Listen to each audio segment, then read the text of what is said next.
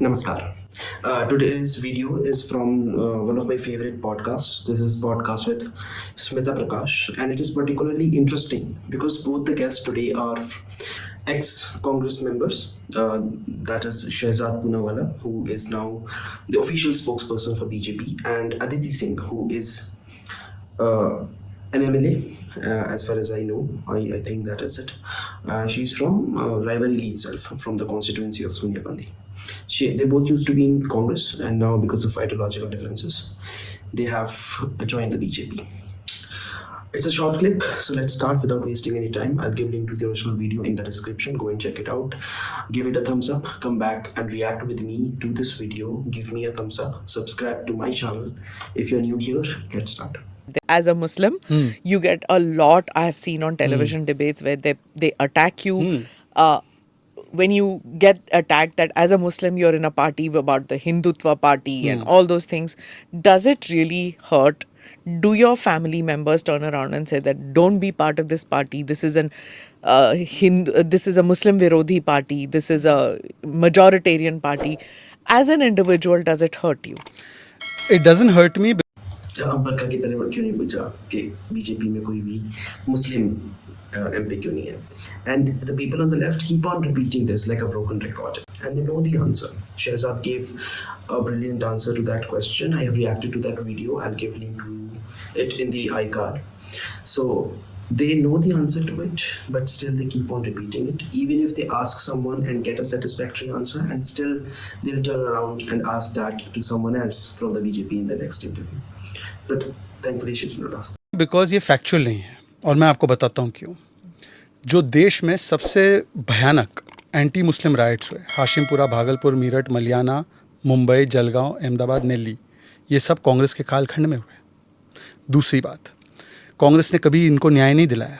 तीसरी बात, एक तुलना करते हैं गुजरात के मुसलमानों की, जो तथाकथित कम्युनल सरकार के नीचे रही, और वेस्ट बंगाल के मुसलमानों की. कोई भी पैमाना उठा लो, मैं आपको 3 पैमाने बताता हूँ. Attainment of education, Gujarat Muslims better than national average. Financial inclusion, better than national average.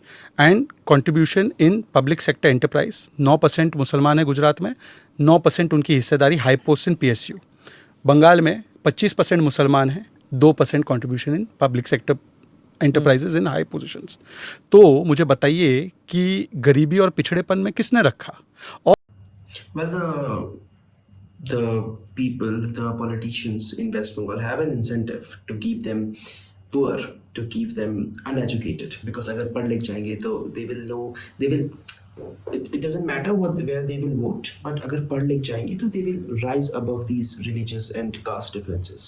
Or फिर they will vote on different parameters. So they have that incentive to keep them poor and uneducated. और इसके अलावा मैं पूछना चाहता हूँ, ये कहते हैं ना मुस्लिम मुस्लिम मुस्लिम विरोधी.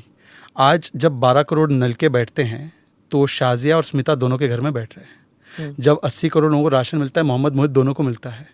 जब शौचालय बनते हैं तो किसी के साथ भेदभाव नहीं होता. 25 करोड़ लोग गरीबी से निकले. कौन निकले? ज़्यादातर गरीब कौन है? जो ज़्यादातर मोदी जी की स्कीम है, उज्ज्वला योजना हो, मुद्रा योजना हो, जनधन हो, आयुष्मान हो, by virtue of being poor, the poorest of the poor, whether you are from A caste or B caste, A religion or B religion, you get the benefit. पर मैं इससे उलट एक सवाल पूछना चाहता हूँ. कांग्रेस तो मुसलमानों की बड़ी हितैषी है ना. 1980s में आंटुले जी के बाद जो केवल जम्मू कश्मीर हटा दीजिए बिकॉज वो मुस्लिम बाहुल है, मीन्स सब मुस्लिम मेजॉरिटी. कांग्रेस ने किस मुस्लिम को मुख्यमंत्री बनाया किसी भी राज्य में? असम में बनाया क्या? एक सोचिए, नहीं बनाया. जम्मू कश्मीर छोड़ दीजिए, क्योंकि आप बोलेंगे गुलाम नबी आज़ाद. जम्मू कश्मीर छोड़कर 1980s के बाद, आंटुले जी के बाद जो महाराष्ट्र में बने, उसके बाद आप बताइए. और मेरे पार्टी का आप देखिए, आप बोलते हैं मेरी पार्टी टिकट नहीं देती. हाँ, एग्जैक्टली. एक भी नहीं. हाँ, एक गलत not one in the cabinet. So why? पहले तो ये समझ लीजिए कि माइनॉरिटी की परिभाषा मुस्लिम नहीं है. सिर्फ माइनॉरिटी में सिख भी आते हैं, जैन भी आते हैं, पारसी भी आते हैं, बुद्धिस्ट भी आते हैं. Largest minority are Muslim. मैं तो देखता हूँ कि सेकंड लार्जेस्ट मेजॉरिटी है हम. आप माइनॉरिटी बोलती हैं, मैं तो सेकंड लार्जेस्ट मेजॉरिटी समझता हूँ. तो मैं तो सोचता हूँ कि कोई पारसी मुझे आके कभी नहीं बोलता. देखिए स्मिता जी, देखिए कभी किसी पारसी व्यक्ति, और पारसी सबसे ज़्यादा संपन्न है, कई लोग मुझे पारसी भी समझते हैं, पारसी सबसे ज़्यादा संपन्न है, पर कभी किसी पारसी ने ये नहीं बोला कि कांग्रेस ने तो घोषित पारसी कैंडिडेट नहीं दिया MP, तो क्या पारसियों के खिलाफ है कांग्रेस? पर मैं आपको दूसरी बात बताता हूँ, गुलाम अली खटाना पहाड़ी समाज से, जम्मू कश्मीर के गुजर समाज से, उनको पहली बार राज्यसभा भेजने का काम मोदी जी ने किया। दूसरा मैं आपको बताता हूँ, ये एमपी एमएलए तो छोटी मोटी बात है, सबसे इंपॉर्टेंट पोजीशन कौन सी होती है एक देश के इंटेलिजेंस स्ट्रक्चर में? इंटेलिजेंस ब्यूरो का चीफ, आईबी चीफ। जब मोदी जी सरकार में आए तो कौन था? आसिफ इब्राहिम। सरकार बदलते ही सबसे पहला कदम आप क्या करते हो? आप अपने आईबी चीफ को बदलते हो। मोदी जी को देश के मुसलमानों पे इतना विश्वास है कि आसिफ इब्राहिम ही हमारे देश का आईबी चीफ रहा। उसके अलावा सैयद अकबरुद्दीन, उनको हमने यूनाइटेड नेशंस में हमारा चेहरा बनाकर देश का भेजा। हरदीप पुरी सिख है, वो मंत्री बने हैं, वो क्या अल्पसंख्यक समाज से नहीं है? जॉन बार्लो बने, वो नहीं है क्या अल्पसंख्यक समाज से? अब जो हम लोगों ने पसमानदा समाज को रीच आउट किया है, यूएलबी इलेक्शंस मतलब अर्बन लोकल बॉडी इलेक्शंस हुए उत्तर प्रदेश में, वहाँ पे 350 को दिया हमने पसमानदा मुसलमानों को, उसमें से 60 जीत कर आए भाजपा के टिकट पे। अब जहाँ वोट मिलेगा वही टिकट देंगे ना विनेबिलिटी पर। मैं इस पे एक इंपॉर्टेंट पॉइंट देना चाहता हूँ क्योंकि ये देश में जाना चाहिए। मोदी जी के सीन पर आने से पहले, गुजरात में भी सीन पर आने से पहले, गुजरात में 9-10% मुस्लिम्स है, विच मीन्स कि विधानसभा की दृष्टिकोण से 18 टिकट मुसलमानों को देने चाहिए। कांग्रेस ने 95 में एक बार 10 से ज़्यादा टिकट दिए थे। कांग्रेस ने आजीवन मुसलमानों को कभी उनके अनुपात नहीं दिया है आबादी के। और 1950 से लेकर 2014 तक, मतलब no Modi ji on the scene, इस कालखंड में आप लोकसभा की रिप्रेजेंटेशन देखिए, Muslim percentage is 14% and the representation of Muslims is 4%, 5% in parliament, उसमें भी ज्यादातर upper class Muslims, not Pasmanda. तो इसके पीछे कौन था? इसके पीछे कौन था? ये मुस्लिम विरोधी। You as a Muslim BJP कार्यकर्ता, as a spokesperson, you have hopes that you can reach the pinnacle like anybody else can?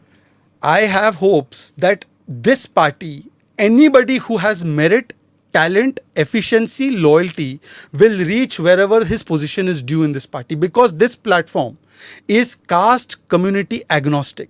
अगर ऐसा नहीं होता, प्लीज एक बात नोट कीजिए, I am one of the more prolific spokespersons of this party, means I represent this party in the government to certain extent in all the important platforms including podcast with Smita. Can you please tell me, I will name 5 spokespersons of BJP who are Muslims who represent party on daily basis. Syed Zafar Islam हो गए, सैयद शाहनवाज हुसैन हो गए, आपकी शाजिया हो गई, मैं हो गया, इसके अलावा भी बहुत सारे हैं. आप मुझे 5 कांग्रेस के बता दो. कांग्रेस तो हितैषी है ना, मंत्री एमपी मिनिस्टर बनाना दूर की बात है, मुख्यमंत्री बनाना दूर की बात है. आप 5 प्रवक्ता कांग्रेस के मुस्लिम बता दो, नहीं बता पाएंगे. और मैं आपसे कह रहा हूं, मैं इस सोच के, अगर मुझे कल मोदी जी या नड्डा जी बोलेंगे कि तुम मुस्लिम हो इसलिए हम तुम्हें बना रहे हैं, तो मैं रिजेक्ट कर दूंगा, क्योंकि वो जिन्ना वाली सोच को मेरे परदादा दादाओं ने रिजेक्ट किया था. I am here because this country chose to be secular and therefore I should be treated on my secular credentials, on my merit. If Modi ji and Nadda ji tell me you have merit and therefore we will make you, I am happy to become. If they make me only because I am Muslim, then I will say कि sir ये तो कांग्रेस भी करती थी, मांगा मुसलमान दिया सलमान. तो इसीलिए मैं नहीं चाहता कि इस प्रकार से हो. और मैं आपको बताता हूं, देखिए ये सोच जो है ना, विभाजनकारी सोच है. ये अगर कांग्रेस पार्टी इसमें बिलीव करती है ना, अभी आजकल ये ओबीसी का नारा लगाते हैं. मुख्यमंत्री बनाने का मौका मिला, मोहन यादव को हमने बनाया ना, सैनी जी को. आपने किसको बनाया? रेवंत रेड्डी. रेवंत रेड्डी क्या बोलता है? कुर्मी डीएनए कमतर होता है हमारे डीएनए से. इनको बना दिया आपने. ओबीसी करते हैं. ओबीसी कास्ट सेंसस रोका किसने था 1951 में? जवाहरलाल नेहरू. मंडल का विरोध किसने किया? इंदिरा गांधी. राजीव गांधी ने खड़े होकर मंडल का विरोध किया 6 सितंबर 1990 को. और आज आप ओबीसी के हितैषी, और जिसने देश का प्रधानमंत्री ओबीसी दिया है पहली बार, जिसने टेन्योर कंप्लीट किया है, उसको आप बोल रहे हो. It was a 7-minute long video, and I thought that Aditi will speak even for a little bit, but she did not. I have watched the rest of the podcast, or I can tell you that she's a very soft-spoken person, and I was very glad that I got to see more of her in this podcast. She told this incident what happened when she left Congress. They had some issues in their marriage. Then Congress tried to capitalize on that. They tried to capitalize on the issues in their personal life. Aditi के husband को बोला कि you go and talk smack about her, that she's not a good character. So you wouldn't be wanting to elect someone of that character. Even though she used to be in Congress and she was like she has a very successful political career. So her husband refused, so Congress did not give him the ticket to run in the elections. And then that kind of erupted into something, and then that led to her divorce. So then Shehzad very cleverly puts in कि सिर्फ भाइयों को नहीं husband wife को भी अलग कर दिया ये party. Anyway, I agree with Shehzad on a lot of points, but I kind of felt like if you watch the entire podcast, you'll feel like Shehzad has a habit of constantly interrupting Aditi, because I don't know whether it's patriarchy or whatever. I don't want to cry that, but or maybe he's just passionate about what he does. Anyway, I agree with him that if you continue to divide people on caste lines, on religious lines, so it's not going to benefit anyone.